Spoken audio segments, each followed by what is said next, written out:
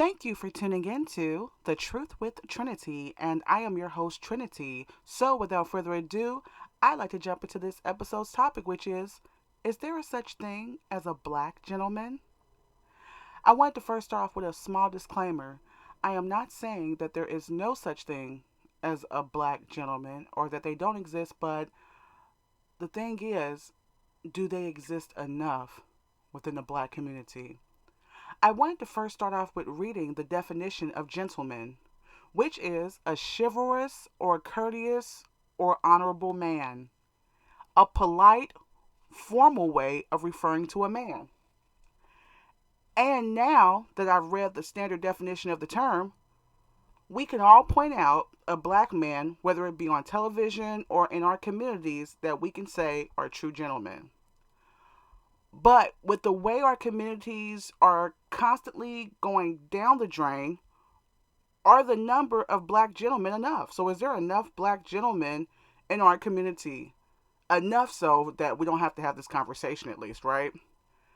And in many cases, in the black woman's world, that there are so few of black men with this trait that quite oftentimes the black woman finds herself asking the question, is there a such thing as a black gentleman? Throughout our culture of music and in our everyday lives, for the majority, it is highly acceptable and popular for black men to disrespect, verbally, physically, and sexually abuse black women without giving it a second thought. And with such a large group of men, pertaining to black men, eager to say that she is bitter for speaking up on the issues at hand. And also with saying that, as far as, anytime a black woman or a group of black women have a table round talk discussion about the situations and abuse that they suffer at the hands of some black men, and with them being called bitter, I think it sends a mental conditioning to black women to accept abuse. And I've heard quite a few black men say that there are black women who love abuse. There's black women that will treat a man badly if he's not calling her out her name, looking at a man that he's soft or inferior if she's not getting bopped upside her head, physically abused. And I think this goes into the conditioning of the black woman after so many, I would say, decades and years of being taught and being silenced for even voicing, and then being conditioned that, hey, this is the way a man's going to treat me, and if he's not treating me like that, oh my goodness, this is abnormal. So if he's treating me with respect, this is abnormal. And I think the conditioning over the years of black women being abused in such a high magnitude that now it's seeming like it's normal and this is what they want. But it's only because of the lowered self-esteem and how they've been pressed to beliefs as such. Let me continue. We live in a world that has taught both black men and black women that only wealthy white men were the only ones allowed to be true gentlemen towards their women. The protector, the provider, the man that white women can count on. And now, the black woman, at a time, where we're a little more freer than what we were. I don't know if that's a word, freer, but we're a little more free than what we were, 150 years ago, to a certain extent. And who can the black woman count on, as her protector and provider? Someone that the black woman can count on.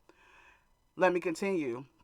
Meanwhile, black men were taught and still continue on the brainwashed stigma of personifying players, pimps, and studs, which is the identity of a man that no woman can count on. Okay, so no woman can count on a man that takes on this identity of being a player, a pimp, and a stud. And we can argue all day that there's all races of men that have players and pimps that abuse women, and there's all sorts of situations where there's serial killers. They're predominantly white men.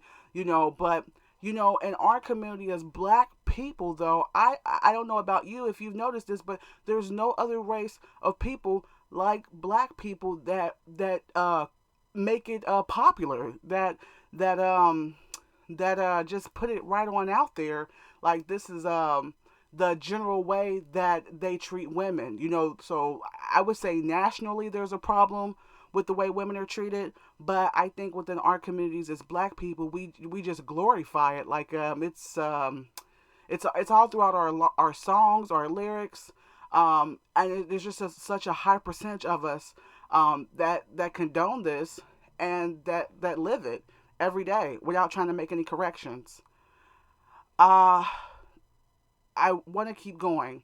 Also, the black man is taught that gentlemen are usually beta or weakened males, so you hear that a lot.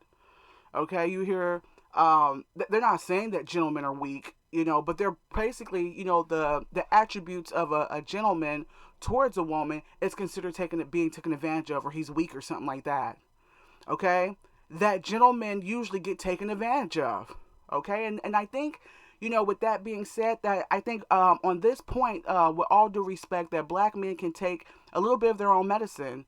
When the black man tells the black woman that not every man is a dog and that she doesn't need to have her guard super high with every single man as if she's been bitterly and utterly abused and hurt, I think the same can go for the black man.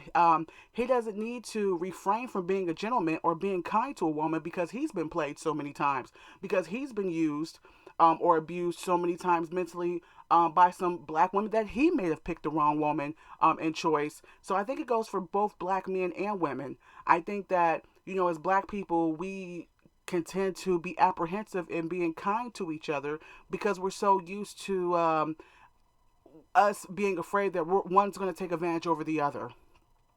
Let me continue.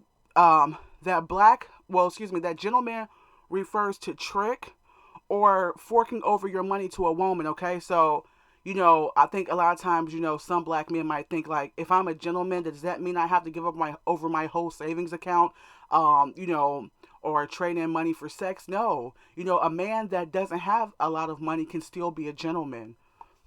Is my point. Also, treating a woman with respect is often considered lame or simp move or a simp move within the black community, and I see that a lot. So it seems as if disrespecting a woman, objectifying a woman, having a woman crawl around on all fours with no clothes on.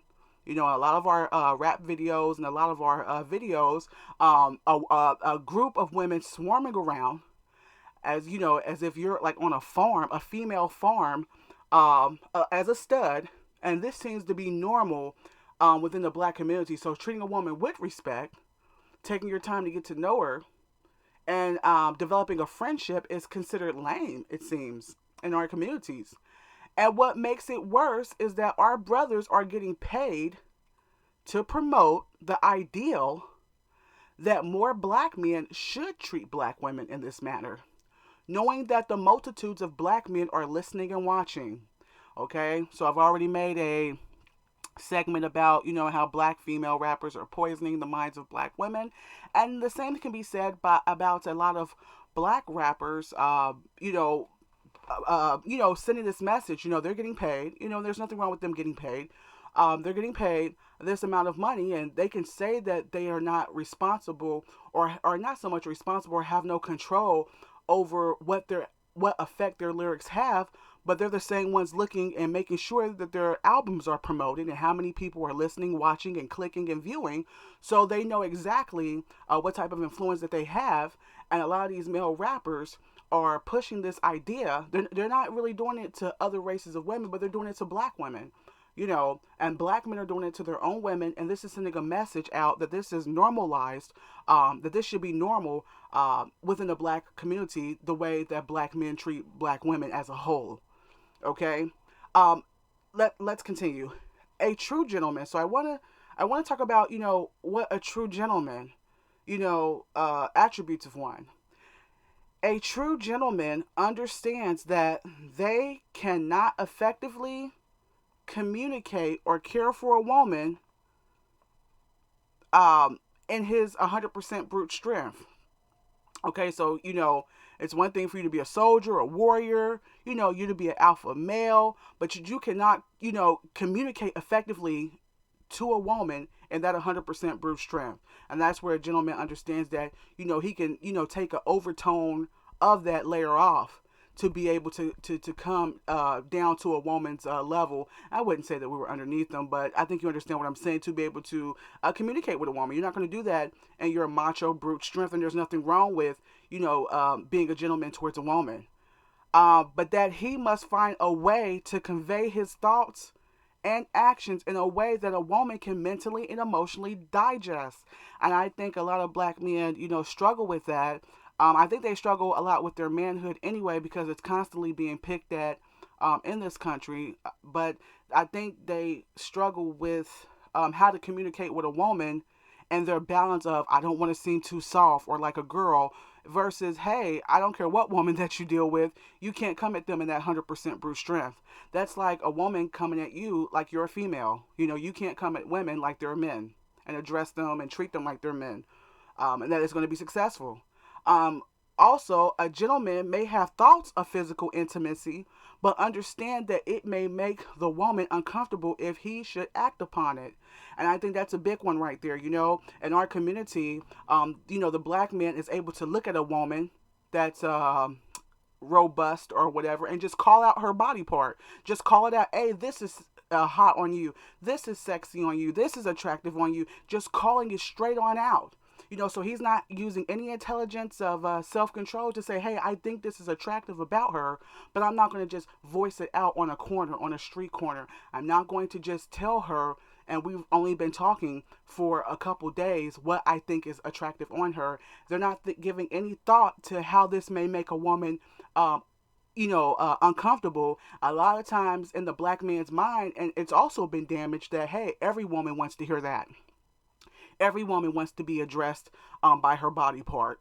And that could be further from the truth. We don't want to justify. That's like saying that all men are dogs. That's like saying all women just want to be addressed by their body part. And I think it's time, hopefully, for the black man to use some discretion as a gentleman to have these thoughts of what he'd like to do, just like any other man, any other race of man, that's heterosexual, what you like to do to that woman physically in an intimate setting, but having enough restraint not to vocally say it out of respect for women. Also, a gentleman has the intelligence level to possess self-control. So that goes back into what I was saying, you having these thoughts, but being gentleman enough not to say that to a woman. Okay? A true gentleman is a man of his word. What he says, he means. And I believe that is why we have so many untrusting black women towards black men, is because of the amount of times he has went back on a promise. This is something that also is no big concern in the black community when it comes to men, that they're making certain concrete promises and going back on them. And we can talk about all sorts of people and races of people that are guilty of doing it, but it's so heavily saturated within the black community that our men can make promises, and that one day he's just so fickle, the next day he's fickle on what he said. Lastly, we need more black men who can see a black woman past what she can offer him sexually. We need more black men who are willing to truly be platonic friends with black women, willing to court black women. Because so many brothers will say they are looking for friends, but are really looking for a sexual relationship with no commitment. And I think this is very important, when we're talking about gentlemen and a man, when you first start talking to a guy, I don't know if ladies, if there's any listening out there, you can feel where I'm coming from. If you're truly just looking for friends, a guy asks you, hey, what are you looking for? And you say, I'm looking for a friend. And then next thing you know, he's making suggestions towards sex, and you're like, I just told you, that I'm looking for a friend. I'm not looking for a sexual friend. I'm not looking for friends with benefits. And, it's time for the black man to see the black woman for more than just sex. I think that would help a great deal. And as a black man, you can say that nowadays, so many black women want or say that they only require sexual or friends with benefits relationships. But in all honesty, does the black woman truly only want friends with benefits relationships? So, a lot of guys nowadays, they'll say, hey, a lot of these girls, they're saying they don't want a relationship. They're saying that they only want sex. They're saying that they only want this physical relationship, okay? And I want to ask the black man, is this really the truth about how a lot of black women feel? Or has the black woman been conditioned through her experiences and the men that surround her that friends with benefits relationships is all that she is ever to expect? You know? So it's one thing for the black man to continue to tell himself, oh, she wants sex. All she wants is this. All she wants is that. You know, a lot of black women, or some black women, may be saying that out of their mouth. But are those the black women that have been broken down subconsciously to believe that that's all they'll ever be worth at the hands of another black man and another black man and another black man treating her this way? Okay, so I want the black man to really take a good look at that, you know, before he starts categorizing his own women as all they want is just sex versus is that all black men have been forcing upon and making black women to believe, especially the younger black women. Okay, that pretty much wraps up this segment. And let me know what you think down in the comment section. Also, if you'd like to get in contact with me, you can at thetruthwithtrinity.com. You can also listen to my podcast on YouTube, Spotify, and Anchor. And always remember, if you can't tell the truth with anyone else, you can with Trinity. Till next time, take care.